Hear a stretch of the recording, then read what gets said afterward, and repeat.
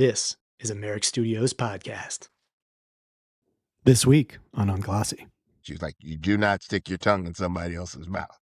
You know what I'm saying? I'm like, in front of your boyfriend? Fuck no, I'm not sticking my tongue in your mouth. You know what I'm saying? And you just have to kind of get to a, like, I think we both did a shot at tequila before. Oh, wow.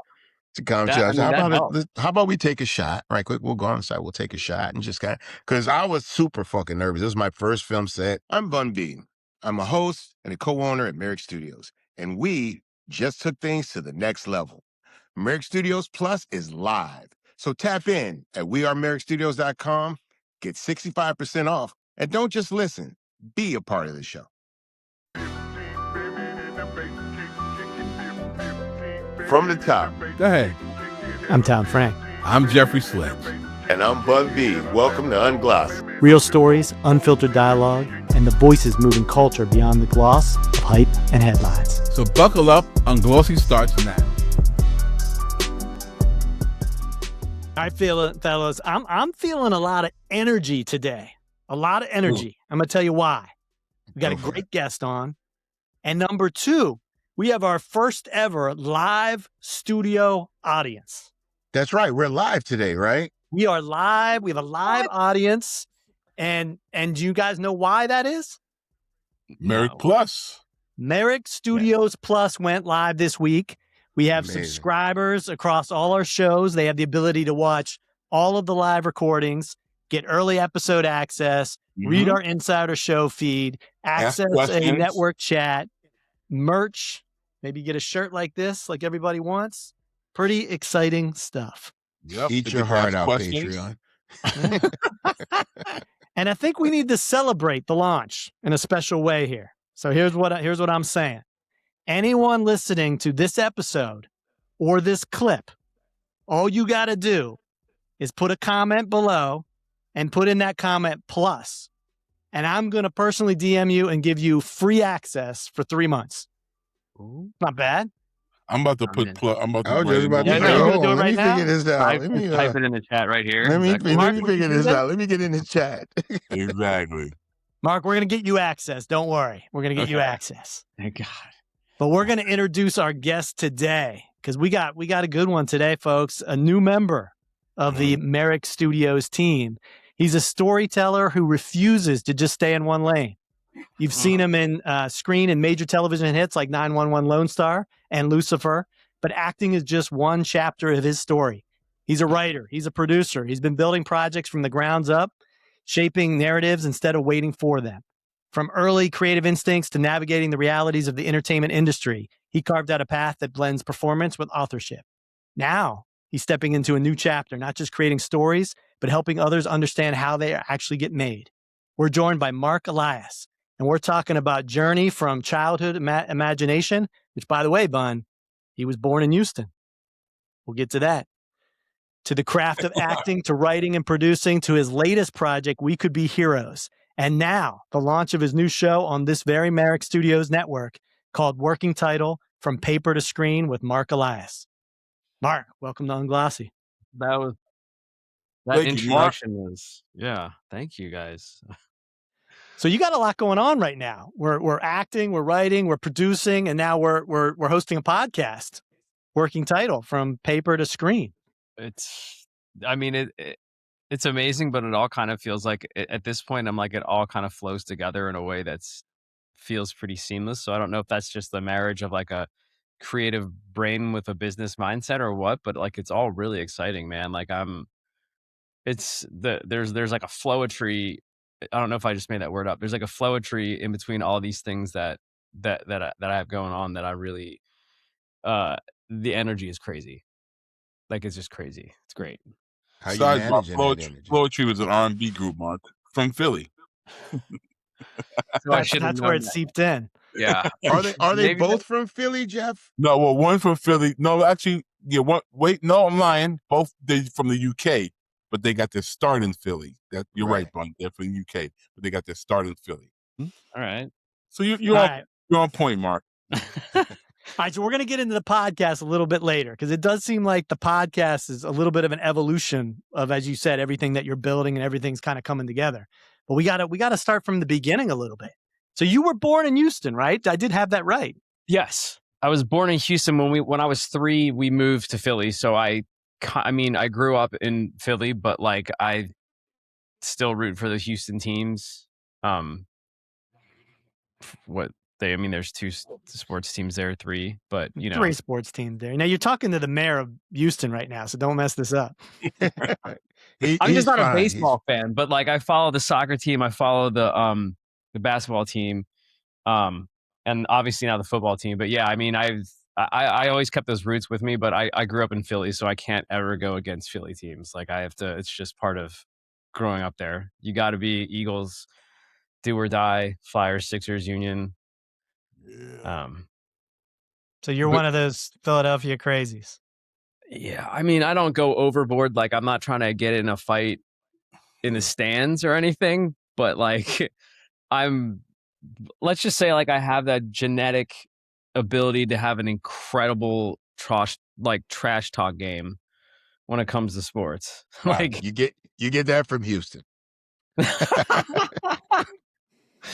I'll take it, man. It's something. There's a tenacity, and I don't know if it's like a Philadelphia thing or just like how I was like brought up to like go after what you want and not care about what other people say about you. And so for me, that's like something that I've always, that there's like a side of the entertainment industry that is like about showmanship in everyday life. And for me, I don't really, that's fine, but I don't really like bank on that kind of thing. It's like, I'm more about the hustle, and I don't care if you see me hustling because, I don't, I didn't know a single person when I moved to LA. Like I didn't know anybody in the entertainment business. I had to do it all on my own. So for me, I have no qualms about the fact that people see me hustling and scrambling and doing whatever it takes to get a project made or to get to the next level. And, it's not even a brag. It's just like a fact. Like every TV credit except for one that I've ever booked was me like somehow on my own hustling to get in the door. So, for me, like I'm just that's the guy that I am. That's like the Philly or the Houston guy, but I'm not ever going to probably change that. Like, that's just what I do. And that's probably becoming part of like my brand at this point. When did you move to LA? When? Yeah. Man, let's see. I left college. It's been, we're going on 20 years now, really. Oh, wow. So you went to college at Penn State, right? Yeah. We got a lot of listeners from Penn State, so we got to give the Lions a shout out. So let's not forget about that. We've had some interesting Penn State guests so far. Really? But yeah, I mean, if you guys remember, that's Jay Paterno.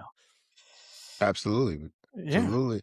I wonder, I'm curious, Mark, did your move to LA, was that a part of you wanting to be a part of like acting and writing and all of that? Or were you already sort of doing it and felt LA gave you a better advantage? It feels like such a long story. No, I initially was interested in just filmmaking and storytelling, like from an overall standpoint. And part of the move was like, I wanted to explore, at this time, it was like movie title sequences and like creating the graphics, like really cool graphics in the introduction of a movie. And so it always kind of revolved around that. But then when I landed in the first 6 months that I was here, I was just very open to like what it was that like felt right for me. And this is a culture and a community here where it is more about the filmmaking, where I think you can't get that necessarily in cities outside of LA or New York, or if there's a community, it's not that big. So there's just so much more of an opportunity here. And for better or worse, I do think like, and it's not a knock, but like just, I think on the West Coast, it's so much more of like, I can only sum it up like, people, I feel like on the East Coast, sometimes you go like, hey, there's this thing I want to do. And they would be like, why would you do that? And people on the West Coast, you go, hey, there's this thing I want to do. And they go, why not? Like, it's just a different mindset that like, when I got into the flowetry of life in LA, it just became so much more natural, and there weren't roadblocks into things like you wanted to explore. So I started studying acting. I started learning that whole world, and there wasn't this like, you shouldn't be doing this. It was like, you should absolutely be exploring this. Is this what you want to do with your life? If this is your creative calling, then you have to explore it. And I think more doors opened for me that way and just said, walk through the doors. That's a really long-winded answer, but that's an interesting point, it's though. fun. Yeah. So when you started acting, did you go the usual route? Like, did you start in commercials? Did you, were you on SVU or like, how did you stage or whatever? How did you get going? I mean, how did you even take that first step? Did you do it in high school? Did you do it in college? Like, how do you walk onto a set for the first time and try to act? Okay, so I went to Penn State for graphic design. Like, I was always a creative person, and when I was a kid, I would write these like 20-page adventure stories of me and my brothers. Like, I was like 10 years old and I was doing this. So there was always like this creative. I was an art major in high school, so I was always in that world. But I took acting 101 at Penn State. It was the only acting class I took, and it just was like, this is so natural and easy. And then moving here, I was like, oh, I'm going to just like explore it. So I started studying at a pretty reputable, at the time, it was a really reputable school. And I learned what a headshot was. I learned how you put a resume together. I started doing student films and short films and building my reel and networking with the actors that I was on set with, because they maybe the actors that you meet on set, if they have agents and managers, you have more cachet to meet with them because you're working with their client, right? So they see you as on that level. So I just started networking as much as I could and like doing little things to build my reel. And then you just kind of go, okay, what's the next level I have to get to? Then it's like co-stars on TV shows. So it was like CSI was my very first TV credit, which is crazy. They actually had to Were fly you a us to corpse? Vegas. Were you a corpse on CSI? No, I don't think I've ever actually played a corpse. I know that's a a lot corpse of that came that's to an life entry on. point for some people. I do know Really? that becomes I know for a lot of people they're like, yeah, I got placed on CSI, and they're like, yeah, lay on this table, they're gonna dig in your cheeks and your gums and all of that, and No You're way. telling me just that gotta people that when they pull out like the thing, the locker or whatever they call that, they're laying on there and they're the actual actor? yeah, they're not pulling out corpses, real dead I bodies. guess Like you're right. somebody's I got never to thought do about that. it.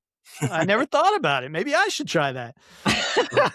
That's like the background acting stuff. Like, you can sign up to do that stuff. I mean, I tried to do that way early on to get my like SAG card to get in the union, and I was like, Right. background on like a Bruce Willis movie. I mean, it's just, they treat you like cattle and whatever, and you learn like, this is like not how I want to be on set. Like, I want it to be a good experience. Like, you want to get cast and you want to show up to a set and feel like this is where your creative work is an actual outlet. But yeah, I mean, that's like, it's just, if you don't have somebody that you know, or like your parents know your uncle's friend that's in the bit, there's always like that. You can skip 10 years right there. Like, you can be born into the business and then you don't have to do any of that scrambling for like 10 years of building a reel, building a resume, making relationships. But if you don't have that, you either are that person that shows up and kind of hangs out and doesn't really try, or you're the guy who throws yourself into it and tries. And I'm the latter. Like, I'm gonna go for it. I'm not ever gonna leave my career or anything. I'm not gonna leave anything on the, I'm gonna lay it out on the line. It's like going out to play sport. You're not gonna hold back. I'm gonna put it all out there, because like, there's no tomorrow for artists. Like, as an actor, you don't get famous after you die. Like, painters can do that, right? Like, writers, I guess, yeah, sure. But like, or novelists at least. But like, as an actor, it's like, you're once you're dead, that's what you have. So every day that's gone is a day that you could be hustling, or you could be sitting on your couch. And I'm just never gonna sit on my couch. I just can't do it. What was the first big break? I think there was how did it come about? There was a time where I was like thinking, oh man, it's just nothing is ever happening. Like, you're scrambling to get like 2 lines on a TV show when like, you can be so much more than that. And this girl that was in an acting class of mine was going to produce this feature, and I had done a short film with her, and the director saw the short film and he was like, Mark's the guy for this. And I auditioned, and it was a feature. It was like kind of a ensemble cast, like 4 people. So they had other names in the other roles. And so I got into audition and then got the call back and then booked this feature that seemed like it was going to do really well. And it gave me that like boost that it was like, this is the whole experience of that acting on set and playing that character was like so right. It felt so right. And so like, this is the thing to keep doing.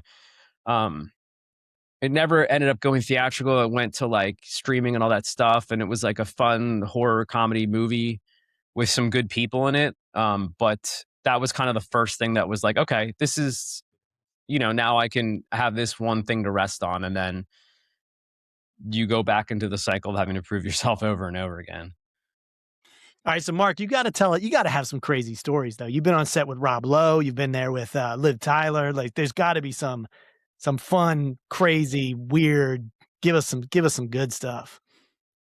Oh man, there's so many things that are like not great that like you witness that you see that you're like there was a movie that I was doing. And I think it was like Gary Busey, which I think like the cat is out of the bag now. Like everybody knows he's like it's a little sus. Nuts. He was like their makeup. I went through hair and makeup, and then he went through hair and makeup after that. And there was like kind of something that happened that was like a little there. You could feel tensions rise because when you're like in your feelings and preparing for something, it's like you just feel things. And like there's something like going on, and then it turned out that like he was like fired from the movie, but they had to like kind of pay him anyway. And I guess he like made the makeup girl uncomfortable. And it kind of all unravels. Like, it doesn't really happen in real time. Like, you find out later after the fact, like, wait, wasn't Gary going to be on the set like literally right after I was? And like, he doesn't end up in the movie and stuff like that. And so you're like, oh, I see what happened there.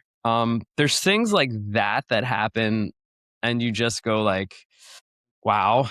I wish I had like really fun stories that weren't like incriminating, but no, I mean, there's just like things of like people showing up like not knowing 5 pages of medical dialogue. I would venture to say that's from 911 Lone Star, and having the directors just like the directors are guests when it's like a TV show. Right. Directors don't have the power that they have in like movies, right? So they're showing up and it's not just like point the camera and shoot, right? That's reductive, but like they're a cog in the wheel. So they'll actually ask you about your character because you've been on that set every day for 5-7 episodes, and they're there for one episode. And so they kind of are a little bit like power. They're a little disengaged from the power of the thing. So when something happens on set and somebody doesn't know their lines, it's not like you can come down on somebody because you're the guest director and you can get fired. And there's like shouting matches, and there's people walking off set, and there's things that you just go like, we didn't have to fire 3 first ADs in the first 5 episodes of this show. Like there's crazy things that happen like that. I don't know that I should get too specific. What happens when somebody doesn't know their lines though? Like somebody walks in there and they just totally don't know their lines. Like what happens? Well, if you're an A-lister, people have to fight through it. But if you're a, one episode guest star and you're an quote unquote nobody, you cannot show up and not know your lines. You'll get fired or replaced unless it's easier to just struggle through it, and then you'll never get hired by them again. But there's the people that are able to be brought on as like a quote unquote star name, or the 1 or the 2 on the call sheet, the top 2 actors on the call sheet. If you're that high up and you have some cachet, you can kind of, I mean, I've seen actors show up stoned and not know their lines, which like if you show up stoned, that's like, some people act great that way, but like not knowing your lines and then showing up a little high is like, you might want to like, I don't know. It's kind of like there's fun and then there's professionalism. So for me, I'm like, if I were to ever show up under the influence of anything, I would be obviously so prepared and like really believe that that was something that was going to enhance my character and the acting. So that's tough, man, because you never want to be, you always want set to be a good experience for everybody. Even as a producer, as a writer, as an actor, you always want to show up and have it be a great experience for everybody. And you want this like camaraderie and this great energy flow. And when somebody kind of disrespects the spirit of that, even if it's through their own, whatever, because they can do it, it always makes it a little uncomfortable for everybody else. So it's tough. Like you never want to see that happen, but then you also have to run for cover. Like there was one movie I was doing, and this was really early on. We were down in San Diego, and it was like a tennis movie. And this person that got hired to be a tennis coach, but they like weren't a tennis coach. And the producer was talking to us, and she was like super. It was like 3 of us actors, and she was standing there, and we were just having a good conversation. And like a call comes in, and her demeanor just changes, and she goes, "You guys need to go inside." And before we got through the front door of the house, she was at the end of the driveway, and that conversation was loud, and she was like chewing somebody out. And that's when like I definitely realized, I think all 3 of us did, were like, okay, so you don't ever mess up.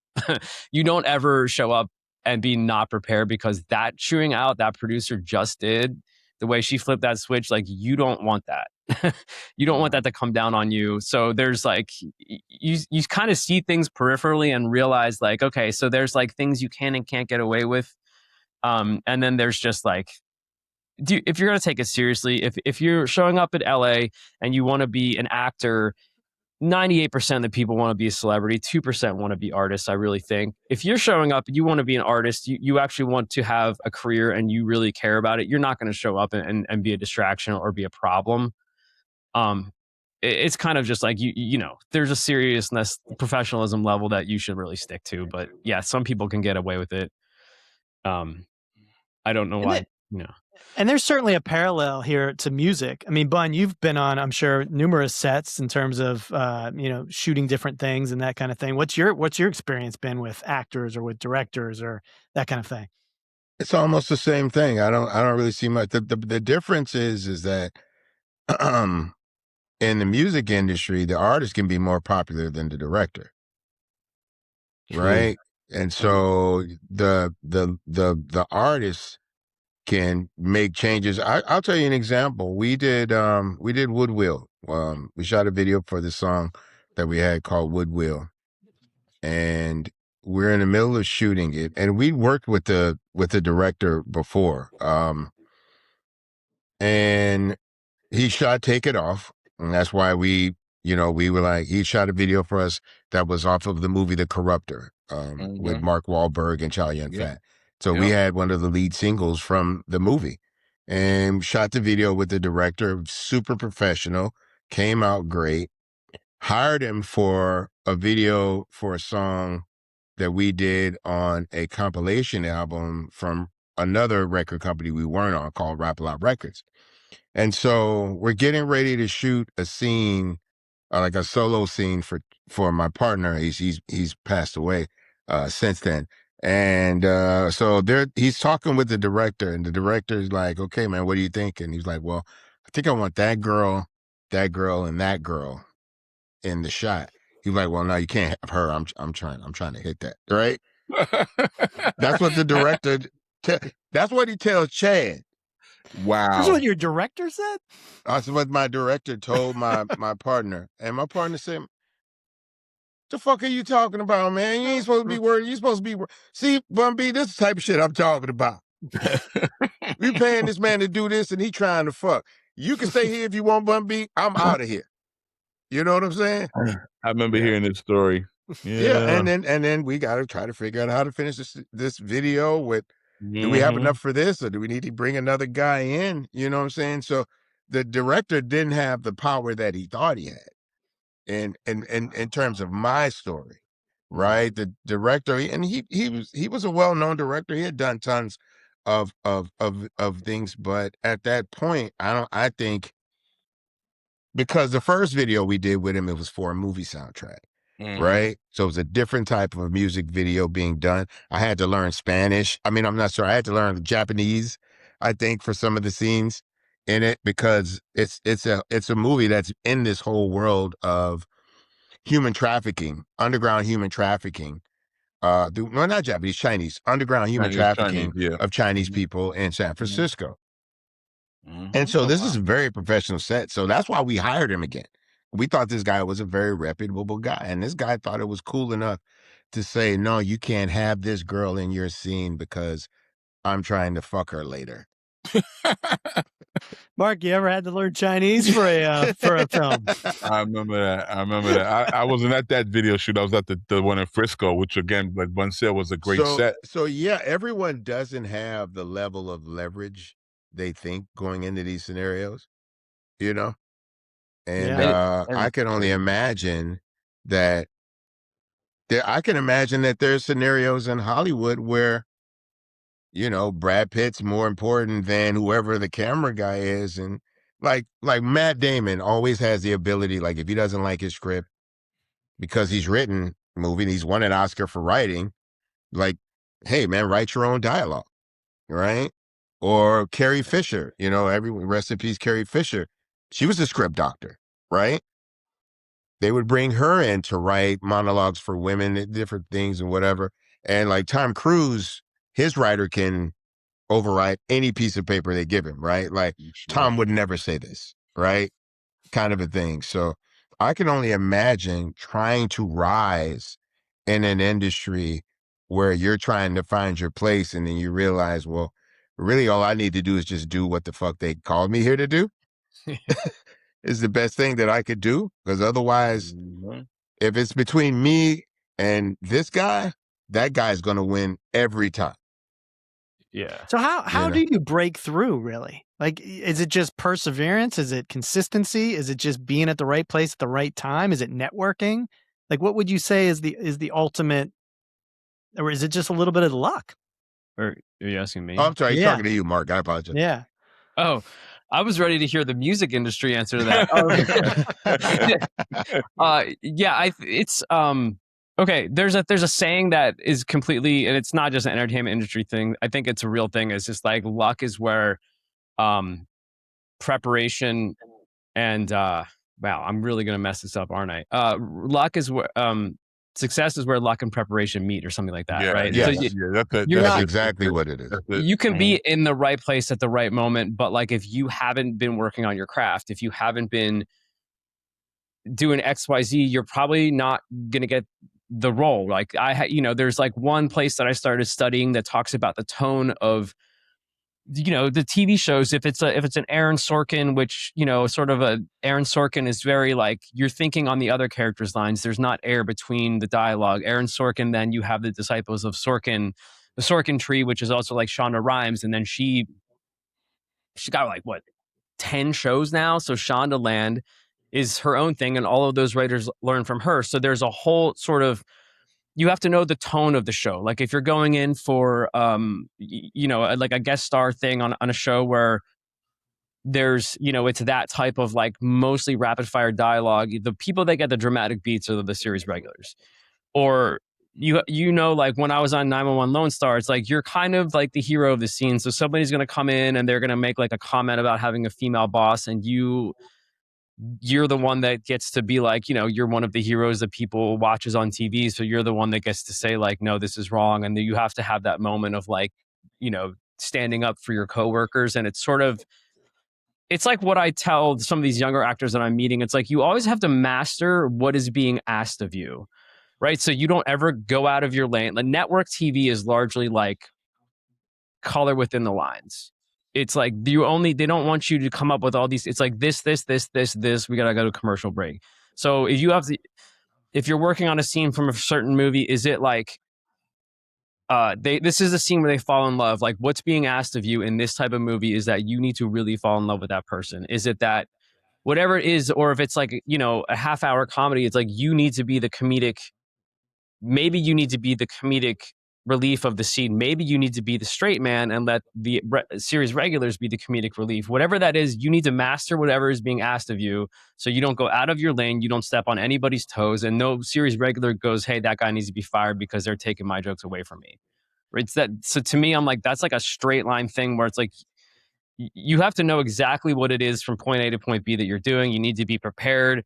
You always have to have the door open to luck. And then perseverance is, I think, the biggest thing, because you could at any point decide I'm not going to do this anymore and walk away, or you can say I'm going to keep going and I'm going to find a new way in. Like I'm going to write some funny little sketches and like shoot some sketches, and then I'm producing this movie, and I've gotten 2 other ones off the ground as far as writing that are going through rewrites, and like I'm going to push those forward. And then like I'm also going to see about getting in front of a couple other people for some shows that are happening right now. And so you kind of like you're always spinning plates, but it's either that or like it's like a shark A shark is always swimming. If it's not swimming, it dies, right? So you either have to be a shark or you got to get out of the water, I think. Sounds like a political minefield in Hollywood. I don't know I don't know how long I'd last there. Not to be brutal, but that's like, I just am like that kind of person who's like really direct about, if it's not what you want to do, you should know going in, like, this is either going to be a full on war. It's not for like the faint of heart, because you could have a much easier life, like marketing for some company, you know, at a cubicle, and like you could have like, and people want that. Some people want that, which is great. You just have to know, like, this is what I'm going in and I'm diving headfirst in it, you know? Now, when you talk about being prepared for these roles and making sure that you're doing exactly what they're asking of you, is that something that's impressed upon you, like after the second or third audition when you got the role? Or is that something that once you're on set, you kind of got a little more idea of what they want from you? Like, how much preparation for what they distinctly want from you as an actor do you get, like, before you're on set?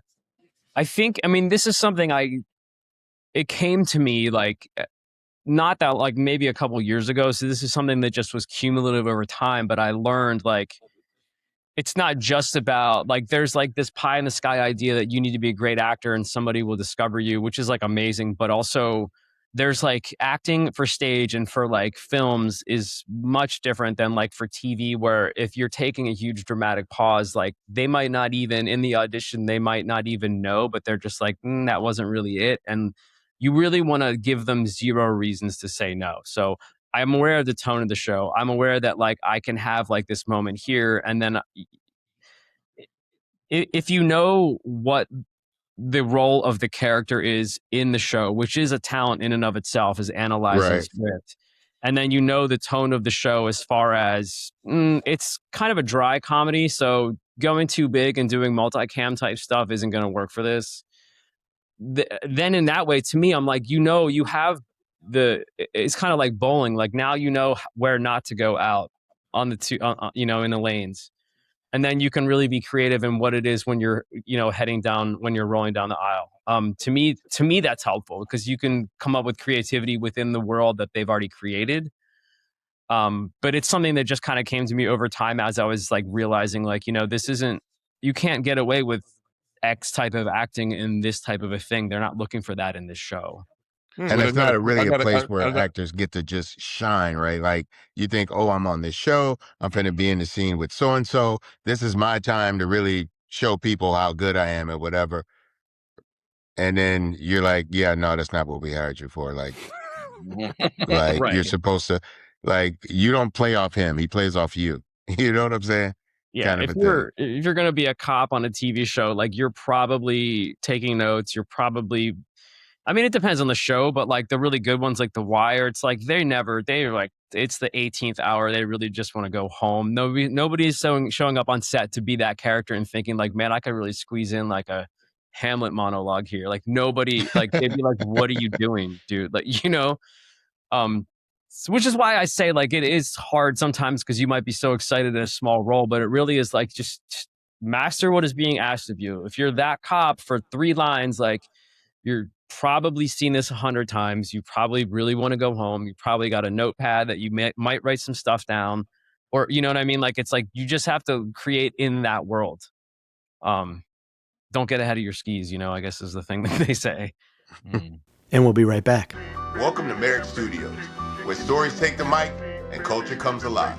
We're not just a network, we're a family, bringing you smart, soulful, unfiltered conversations. In this season, we're bringing the heat with our biggest lineup yet. Whatever you're into, music, sports, business, we got you covered. Merrick Studios, where the conversation starts and keeps going. Check out our full lineup, including Unglossy with Bun B, Jeffrey Sledge, and myself, Tom Frank. Now streaming at wearemerrickstudios.com. Master the art of lyricism with Pendulum Mink, the first school for rap. Learn elite techniques through immersive lessons, real-world exercises, and guidance from hip-hop icons. This is where MCs sharpen their skills and glow boldly on the mic. Ready to level up? Visit pendulummink.com and start your journey today. And now, back to the show. I got a question. On-screen kisses. What was your first one?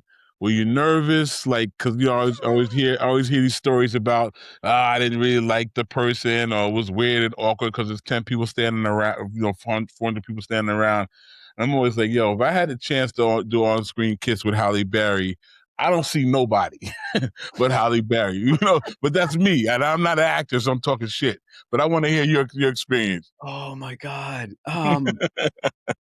Yeah, I think on screen. So for me, the first time was like I was doing a scene in acting class, and it was like I didn't realize till after the fact. I was exhausted when I got home that night, and it was like, dude, I just did why would I be? And then I started to realize like there was like an emotional stress to doing, and it was obviously it wasn't just like a kiss for the first time. It was like kind of a love scene in the bed, and it was just like you realize after the fact, wow, I was so. I like just like stressed. Like it's stressful because you're just like you don't want anything to go wrong, and I think all of these insecurities that are in the back of your head like come out. And then the first time I did it on camera, it was like nothing compared to that because it felt like low key traumatic for me to be doing that on stage. Wow.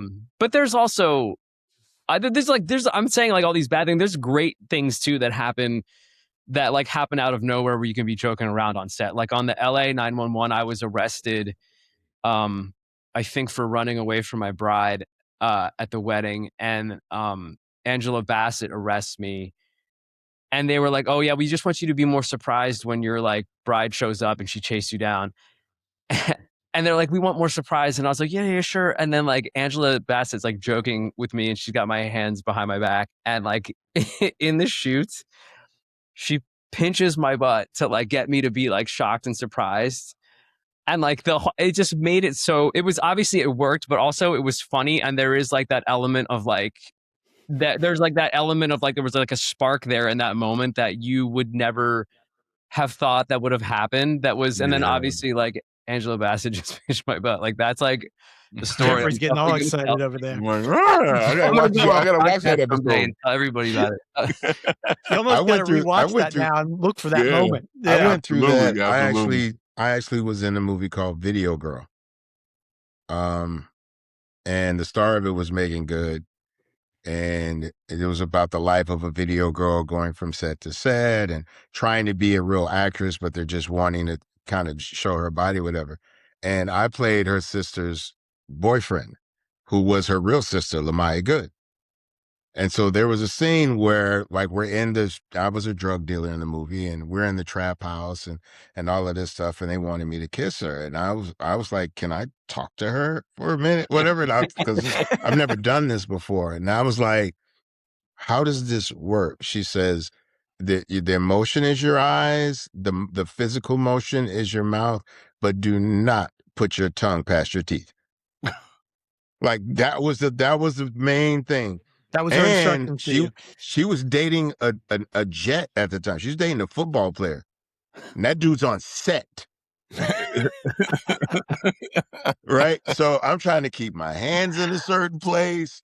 Right? And the first time I kiss, I'm like, she's like, no, you have to kind of make it look like we're really kissing, but you have to keep your tongue in between, like behind your teeth. She's like, you do not stick your tongue in somebody else's mouth. You know what I'm saying? I'm like, in front of your boyfriend? Fuck no, I'm not sticking my tongue in your mouth. You know what I'm saying? And you just have to kind of get to I think we both did a shot at tequila before to like kind of to come judge. How about we take a shot? Right quick, we'll go on the side, we'll take a shot and just kind of, because I was super fucking nervous. This was my first film set. I'd never done anything like that. I'm a married man, right? Being asked to kiss somebody on the set. So it's a lot. Yeah. And she's like, all the kissing. How many takes? I think we did maybe 3. Wow. Oh, I thought you were going to say way more than that. Wow. Because every time I do it and they're like cut and they're like reset, and then I'm looking at Buddy in the corner and I'm like, we're doing another one? No, we had to get coverage. So we got to show it from the front. We've got to shoot it from the back, right? So we can see your face in it, see her face in it and all of that. And I'm just like, I don't know if this is what I signed up for. And then I still got to explain this to my wife at a certain point. Exactly. Right. So that I could. Here's I another can they see. got to add to our list, Jeffrey. We got to watch. How did it turn Angela out? Bassett. Now we got to watch this. Video And the girl. movie ended up really good. Like I got they killed her in the movie. Like guys looking for me. Like we're at the gas station. They shot up the gas station and they killed her. And so I'm sitting there screaming like, get an ambulance, get an ambulance. The craziest thing about this, her mother in the movie was Ruby D. Wow. And Ruby D was supposed, she was like, now look here, young man, I'm going to grab you. I'm going to shake you. I might slap you. Are you okay with that? I was like, Miss Ruby D, you can do whatever you want to do to me. And so we did about 4 or 5 takes and she's screaming other things or whatever. And then she slapped me. And then she like slapped me, like for real. And I was like kind of shocked. And then they were like, cut. And they were like, look, you're a tough guy. This old lady slapping you isn't supposed to hurt you. Right. In that way, like it's not supposed to physically hurt you. You know, because I'm trying to tell them I'm sorry this happened and all of that. And as soon as I walk in, she was like, I can't believe you got my bow. Like not a little slap, like a very nice slap. And I was like, damn. And they were like, cut. So they was like, young man, you're gonna have to hold it together. Yeah. Because I'm just telling you, I'm gonna slap you again. I got to put this on the playlist. But it's got to be like, but the whole thing is that, you know, I'm from the streets and I'm traumatized about all of this stuff. And I don't really apologize to people. And I know this girl died because it was my fault. This is all the stuff they're telling me. And so the second slap, I'm like, I see it coming. I'm like, all right, don't wince. I just sit there and they slap and I'm just kind of holding it. You know what I'm saying? And then it's like, get out of here, you know, kind of a thing. And I leave. She's like, this your first job? I was like, yes, ma'am. Not bad, young man. You might have a future. You might. Wow. I did not, Mark. I can tell you, I did not have. That story's amazing though, man. Hey, so before we move on, because I want to get to We Are Hero. We Can Be Heroes. Absolutely. Have you ever had? Have you had a fight scene, like a good fight scene, where you got to really, or do they bring in other people to do that? Like, you know, rolling off Bun here. I think so. I did an episode of Teen Wolf, like it was an MTV show, and my character gets in like this, like it's in like a meat freezer, and he grabs the hooks off the meat hooks, and it's a straight up like it's a choreographed fight scene. And they had a stunt guy come in. It was going to do the stunts, which you're like, sure, that's probably for the best, honestly. But then during there was like downtime, they had him like train me. I actually don't know why now that I'm thinking about it, but they had him train me to do the fight thing, and then they're just like, they shot it with me doing the fight, which I was like, you have a stunt. I don't know why. But then, yeah, they ended up using all of the fight stuff we did, and it turned out to look. I mean, thank God editors have a job. Yeah, it looks real, and you go like people were like, you did that, and I was like, yeah, like false bravado, man, because like there was no way. I thought there's no way this is gonna look real. Like there's no way, and they edited it to look like. Actually, I don't even know why they hired the stunt guy. Now that I think about it, he taught you how to fight. Yeah, I mean, I think sometimes for those things, somebody needs to be like, cut.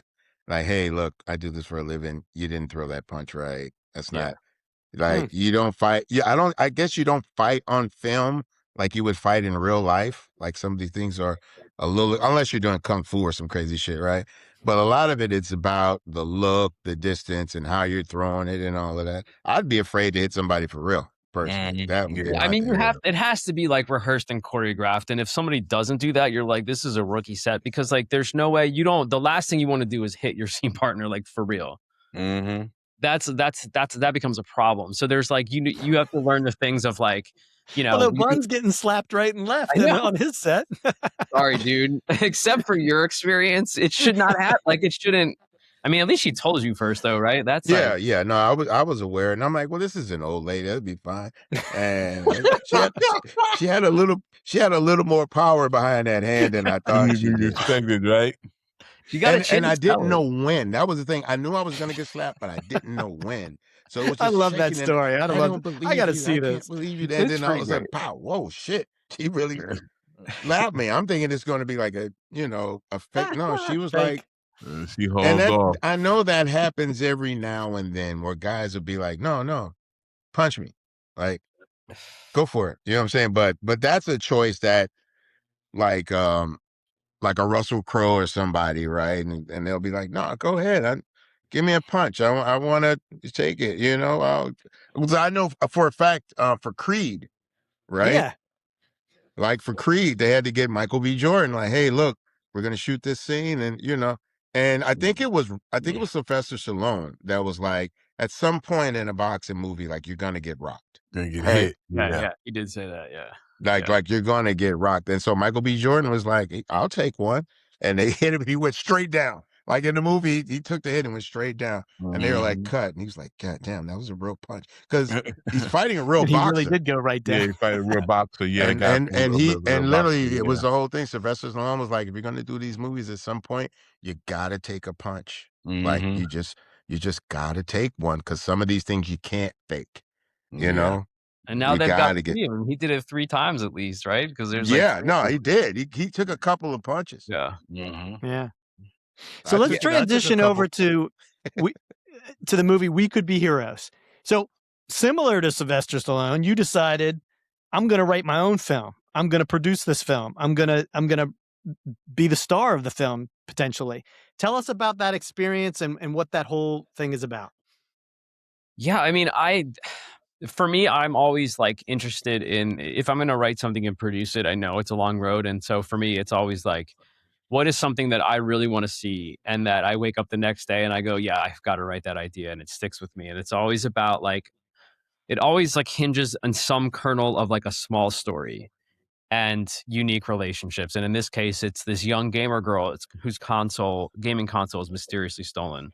And her next door neighbor is a wannabe detective who's too neurotic to leave his home, and they don't even like each other. So you have this odd couple dynamic, and it all stems from her console was mysteriously stolen and has, emotional meaning for her.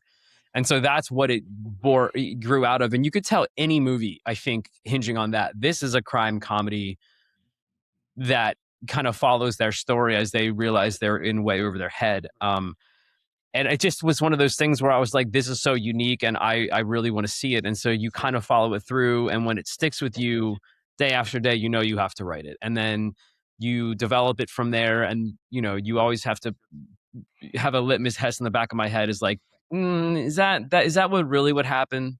Or is that just what I want to happen? Because I think it's cool and it's like convenient. And then you go, because like the audience member in the back of your head is like, that's actually not that, it's always going to guide you. And then you get notes and then you rework it. And so just over time, like I had written it before I even got on Lone Star, and then getting on Lone Star got me probably enough of a platform to just, at least the confidence to just reach out to people and be like, I know you're like a media investor or whatever. Would you, be interested in like a film? Here's like a concept.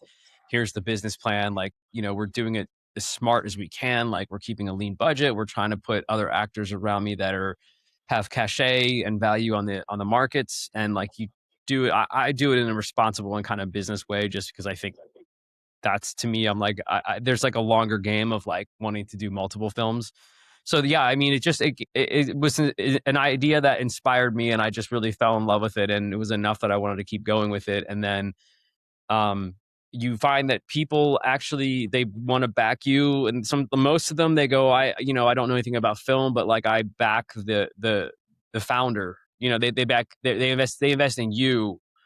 They like the idea, but it's about you. They want to see you succeed. They believe that you're going to make this thing successful, and then they're willing to put money behind it. And then you take on that responsibility of making the best decision you can with other people's money that they're putting behind your project. And I mean, it's been great so far. It's a lot of like, your emotions always hinge on like, are we going to get to the next like financial threshold of like the fundraise and stuff like that? But it's just exciting when somebody, when an actor that everybody on this call would know, they read that, you get the script on their desk and they read it and they go, I want to do it. Like you take a screenshot of that text and you keep that. Cause like, that's like, okay, if that guy says he wants to do my script cause he likes it that much, then like, I think that I think like we're on the right track. I'm going to keep running with that. So yeah, I mean, it just came to fruition by like walking down the street, and I was like, this is a cool idea. And then like, well, what would be cool is this. And then, you know, at the time, it's like I was writing for myself, and I like to write for myself, but there's times where maybe I write something where I'm not like the lead. But for this, it just came together that way, and it's got this fun gaming angle, and it's witty and irreverent. I think it really is going to be. It can skew very, you know, young adult, but also be something that everybody on this, you know, call here would be really into. So, I think it feels like a commercial project. It feels like a great time for it. You know, just gotta stay positive and keep grinding and never. I only stop working when I go to sleep, I think. So, um, So where are you in the process of making this? Get us caught up, and we'll dive into the podcast, because ultimately the podcast that you're putting out is documenting this process and documenting it. We started from the time you started writing all the way through to where we are now. And where are we today?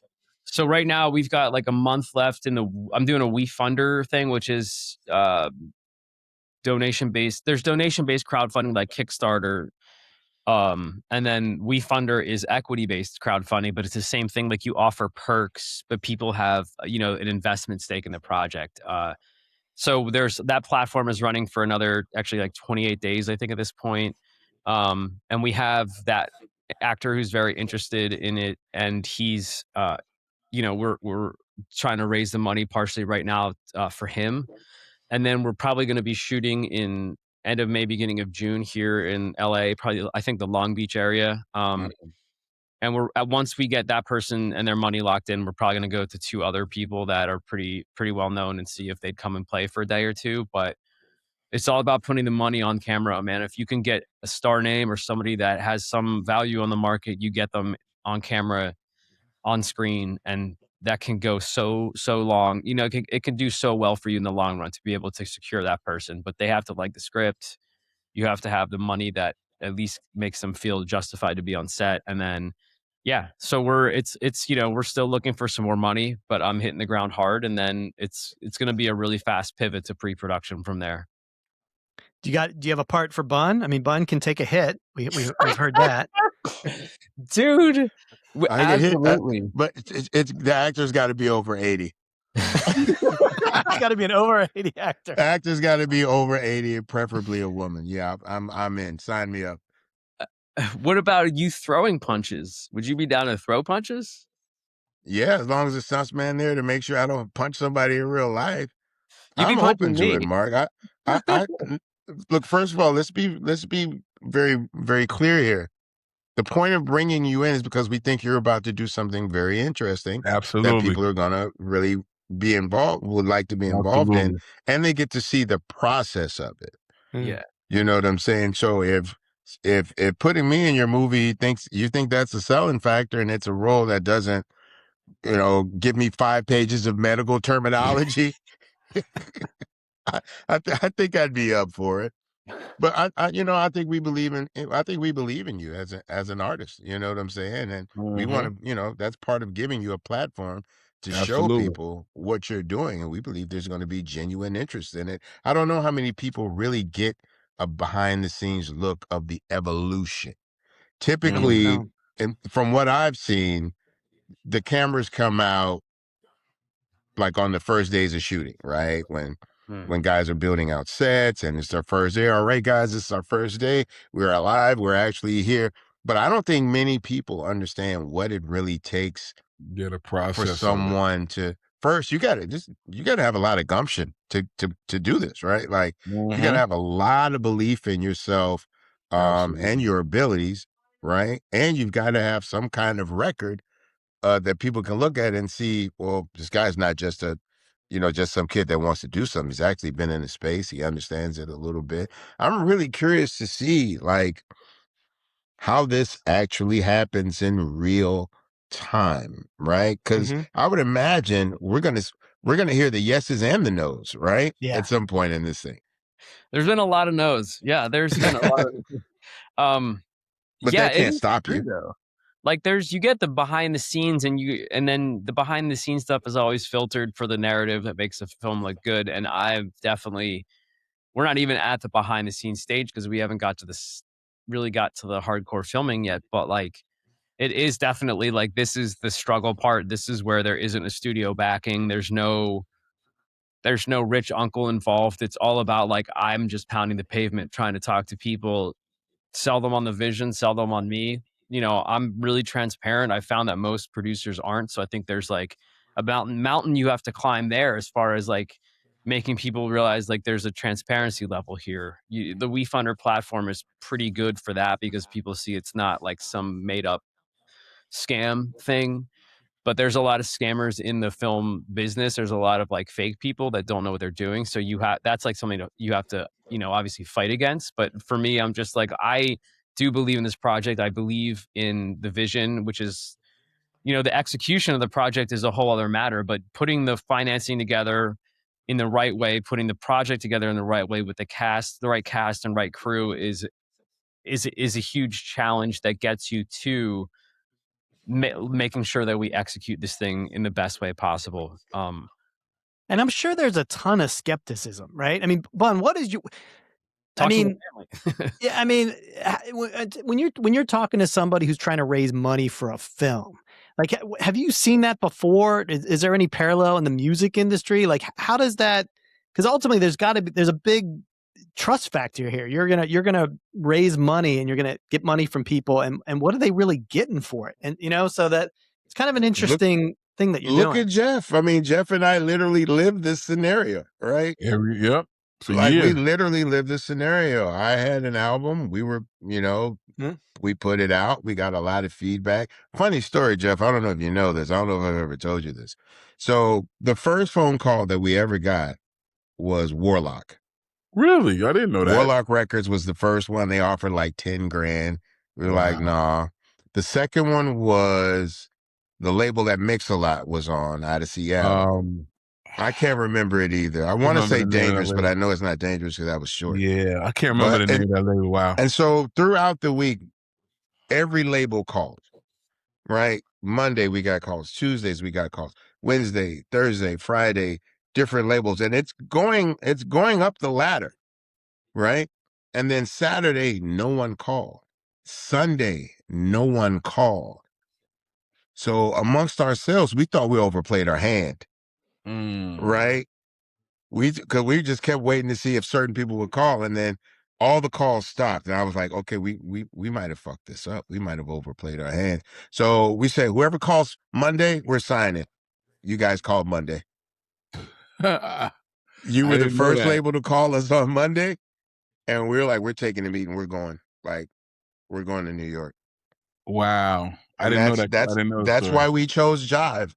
We were scared that we overplayed ourselves. Yeah, right? Nobody was gonna call no more. And we had told so many people no that everybody was like, well, we ain't calling. Like, if they didn't want to sign with these guys, they didn't want to sign with those guys. Why would they sign with us? I don't know how much they want. And everybody didn't really have the wherewithal. Like, you guys had called wholesalers and different people. You guys had done your research, right? And I don't think everyone else really had done the research. It was just because of the fact that when we dropped our first independent album, it dropped on the same day as Crisscross. I didn't know that either. Yeah, and so they outsold. They were number one in every wholesaler, every one stop except in Houston. And that week we were the number one buy. Wow. And so people started to get wind of that, you know, and that's kind of how the calls came in, and we just were like, nah, we don't know. I don't know. Let us think about it. You know, trying to play coy and act like we had more leverage. And then as soon as the phone stopped ringing, we got shook as shit. And then when you guys called, we were like, let's go. Yeah, sure. We'll fly up, you know. And now, that's Bun, you're leaving an interesting part of this story out that I've heard you tell me before. Is that maybe the reason nobody was calling on Saturday and Sunday? Because it was the weekend. It was the weekend and nobody was working on Saturday. Yeah. That's why no one called on Saturday. Now, and that's why no one called on Sunday. Because the interesting thing, though, is within the music industry, you've created something, right? And you're able to put it out and people can hear it. And therefore, you know, they're calling you because of something you've done. Whereas in the movie industry, there's a little bit of a difference there because the only thing that you can really show them is a script. And I guess the script has to live on its own and be valuable enough because you're never going to actually be able to see it, right, Mark, until you actually do it. Or are there things that you're doing to get people to believe in that vision and see the vision beyond the script? No, I mean, you can shoot a teaser trailer. It's all, but there's always like catch-22s for everything. There's like somebody who's like, you need to have a business plan. I put all the work in to make a 30-page business plan. Nobody reads a business plan. Not a single person. So there's a pitch deck where you have visuals where it's like, this is comp films. This is what it's going to look like. And you use images from other movies like Scott Pilgrim vs. the World or Nice Guys or Kiss Kiss Bang Bang, stuff that's like the realm.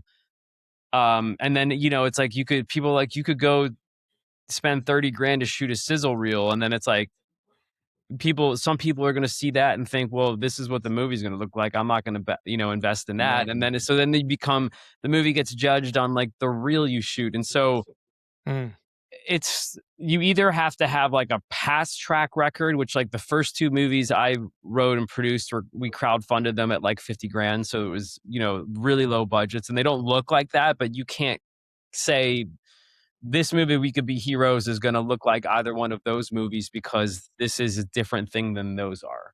This is a different tone. It's a entirely different movie. So you can't, it's not probably comparable.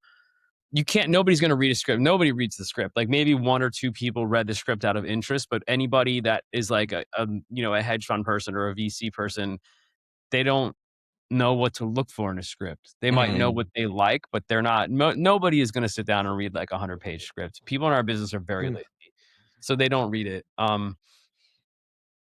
So it's like you need to provide them like a pitch deck that's like log lines, synopsis. What are the terms? When am I going to see my money back? So like, what's the turnaround time? They want like hard facts in a way that hopefully is going to make them say yes, but there's very little proof of concept. And if you do shoot a proof of concept reel, like I said, I mean, it has to be like top notch because people are going to judge. They're going to judge the quality of that. Yeah. And you're like, it's like, yeah, it's just, it has to be like almost bulletproof. And then there's still going to be people that are looking to say no. So they'll say no for whatever reason. Like, they might say no because the teaser trailer, it has nothing to do with the quality of the teaser trailer. They're just looking to say no anyway. So I think you just got to take your best shot with whatever it is that you're committed to. Like, I'm committed to getting people on a Zoom and talking to them and telling them this is what it is, for better or worse. If you're down to play, we'd love to have you on board. But also, like, we're not going to change a script and put your nephew in it who's never acted before. Like, that's that's not going to happen. There's some guy that wanted me to put aliens in it. And I was like, you haven't even read the script if we've been talking for 6 months. Like, that's like a hard no, And then he called me a year later and was like, I want to build a film studio in Montreal. And I was like, dude, I'm hanging up. Like, this is not, there's like people that are just out of their minds. And even if they have the money, it's not worth it. So there's a lot of like, you have the power to say no to people, which is a nice way to balance out the fact that you're getting told no left and right for the worst reasons ever. I mean, every no is a bad reason in my opinion, obviously, because I'm like, everybody should say yes to this, but right. But let's be honest, you've gotten a lot of yeses. We talk about your first 2 films. You've raised $50,000. You've raised almost $500,000 for this film at this point, which is remarkable. And so this is going some places. So I kind of want to end with this. You got Jeffrey. He could drop $1 million at any point right now. Give us the pitch. What's the pitch that you want to give the world about why you need to get involved and invest in We Could Be Heroes? Yeah, the first reason you need to get involved and invest is you're going to be a part of something that's fun. It's exciting. It's fast. It's witty. It's irreverent. It's something I think everybody's going to be proud of. It's something you can watch more than once. It has a really wide audience. It's not just that our lead girl is a 14-year-old precocious gamer. It's that it's something that could speak to a young adult audience, that it's a film that just is a good time. But ultimately, it's about family is what you make of it. So his uncle, who's estranged from him, you've got the lead character and then this gamer girl, and they become a family by the end of it. So it actually has a story behind it. And then there is definitely a market opportunity with this project that could do very well based on harnessing the gamer audience and trying to align with these, global esports brands that I'm talking to. And if we get aligned with them, then all of a sudden you have that 3.2 worldwide billion gamers that are, out there locked that get, in. yeah. So it's not just for gamers. Like, it's a story that anybody can appreciate, but that gamer angle certainly has commercial ability in and of outside of the fact that it's a very commercial concept for an indie film. It's really original. It's really different. And then, the upside obviously is like, we're going to put the money on camera by affording that guy and possibly one or two other people around him. So there is, for a lean budget, we're going to have a $2 to $3 million looking movie, and we're spending under $1 million on it. And we're going to have some name package of actors in it that are going to help with domestic and international distribution. So it's not a pie in the sky thing here. There's a business model behind it. And I'm lucky that I've surrounded myself with people that have much, much, much, much more experience than I do as producers and directors. So I know to stay in my lane, and I know to bring on people that are better than me. Yeah, that's probably not the short pitch, but that's the pitch, man. That's what we're doing. I got a question. There, Mark.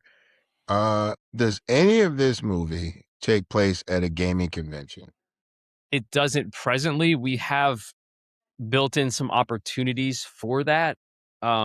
It's just a matter of like, is that realistic in our budget? Like, what would that look like for us? There's an esports company in Europe that we were talking to that said they're doing some events, I think in 2026, 2027 in the US in certain cities, and they'd be willing to offer that arena, possibly let us shoot there for reasons like that. So we've had that come up before, and that's an opportunity that we could definitely harness.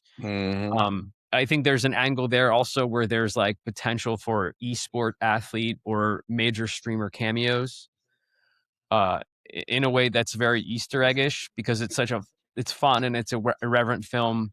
And we can have our girl doing a FaceTime with a random friend that she's made online, but it turns out to be one of these huge people, and they're at the middle of a gaming. And the reason I asked Mark is because I don't know if Jeff or you guys know, Clinton Sparks is the owner. Yeah, he's huge in that shit now, right? Yeah, no, he's the owner of, I think it's Global Gaming or something, but I know he's got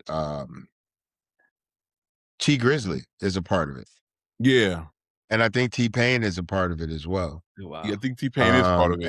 And these guys are very, very big in that world. You know what I'm saying? I think if I could talk to, I think I could talk to Clinton about it. You know what I'm saying? In a way that I'll talk to you about this more off camera. I think there's an angle to bring in an official like gaming league on this type of thing, depending on the ask, you know? And because they've been trying to get me to be a part of it as well, so I could. Let's talk. We'll talk off camera. I think Clinton would get it. I don't think Clinton would need. I don't think he'd be wanting money for it. I think we could just use it as a backdrop in a film. I make a cameo at his gaming thing, right? I think there's a way to. I was about to say Clinton will do it because of you. Yes, exactly. So look, we're family now, right? That's what I'm saying. We're family now. This entire episode is about giving life to what you're trying to do and getting it in front of people. Clinton's a good friend. I've never asked him for anything in that way, and he's always been I'll come asking me to be across a the part of it. gaming floor and I'll just slap you, Bun. There it is. I think it all comes together. We have to have the slap. You gotta have the slap. I got no problem with that. But that's the thing. I think there's ways that I can make a call. I can't promise anything, right? But I think that's what this is all about: trying to throw as many things up against the wall and see what sticks and what lands. You know, and it's nothing more than a phone call for me. I really would just love to see this relationship flesh out. I would love to see this podcast literally lead to the movie. Right? Like I would love to see your podcast lead to a movie in any way that I could call somebody. I mean, the worst they could do is say no, right? It's the worst that can happen right there. Yeah. The worst that they could do is say no. And Look, why not help family? Like, if you're not helping family, what's the point, bro? What's the point? Like, yeah, what's the point? because you're Man, helping us. Let me be very clear. By having this podcast on our network, it gives us a little bit more validity because we're trying to be as diverse a network as possible, right? So just because I, as a hip hop artist, is here, yeah, we have something that's hip hop themed, but we don't want to be a hip hop network. Yeah, exactly. Right. We want to be as network. broad, expanding as possible. So, Exactly. and any life that we could give to some of our people, you know what I'm saying? I've been on some of our podcasts with other people on their platforms and whatnot. So I'd love to make a call for this thing, bro. Like, wouldn't hurt. Oh man, that'd be amazing. Wouldn't I'm hurt. so That would be lucky to amazing. be in this network with you guys, man. And that leads us right into, we got to give the plug then from dropping this week. It'll be Working Title, From Paper to Screen with Mark Elias. And you've already had some amazing guests on. Give us the 15 seconds on what this podcast is going to be, what people can expect, and it'll be coming out soon.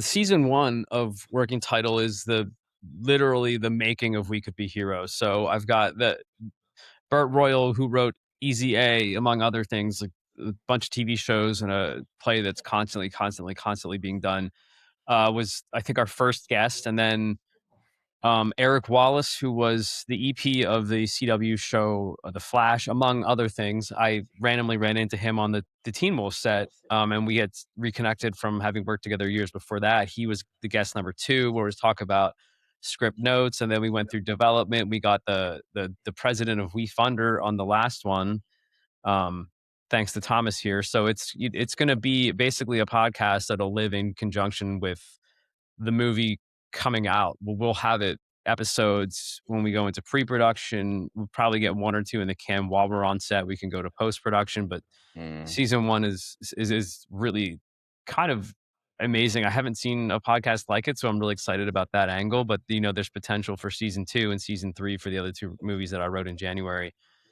So if it goes well, it just would be something that could be awesome, man. Like I want it to be authentic. I want it to be real, which is like 2 things that I feel is very much me. And I'm really hoping that I mean, Thomas can tell you better than I do, but I really hope that comes through in the episodes, because it's not always about like these great success stories. A lot of times it is about like this, I tried this, it failed. It failed miserably. Yeah. This person said no, and I wanted them to say yes. So it's about the journey, and it's exciting. I'm excited that to be part of it. I'm excited that you're on Merrick Studios, and this is going to be fun. All right, give us everywhere people can find you on WeFunder, on social, all of that stuff.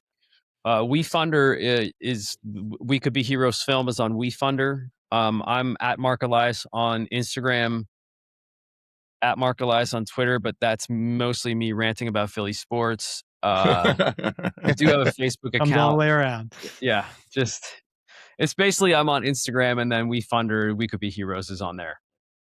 I'll keep it. I've really enjoyed this. I really enjoyed this conversation, man, and I would love to make a call or 2 just to see if I can help you along the path. I'd appreciate that so much. You guys are amazing. I'm so lucky to be in this network with you guys. Look, if we didn't believe in you, Mark, as an artist and the potential of your talent to get this film done, I don't think we'd be in business right now, right? Yeah. So now that we are in business, let's try to help each other out, right? Make it work. Thank you guys so much. Phone call, a phone call's a call. I can't say he's going to say yes or no, but I can tell you I will make the call and the ask. I mean, no is my second favorite answer to yes. So, Mark, this was fantastic. Thank you for joining us on Unglossy. Thank you for being part of the Merrick Studios. And folks, until next time, leave us your comments or questions for the show on Instagram at Unglossy Pod or on YouTube at Merrick Studios, and spread the word, listeners. I'm Tom Frank.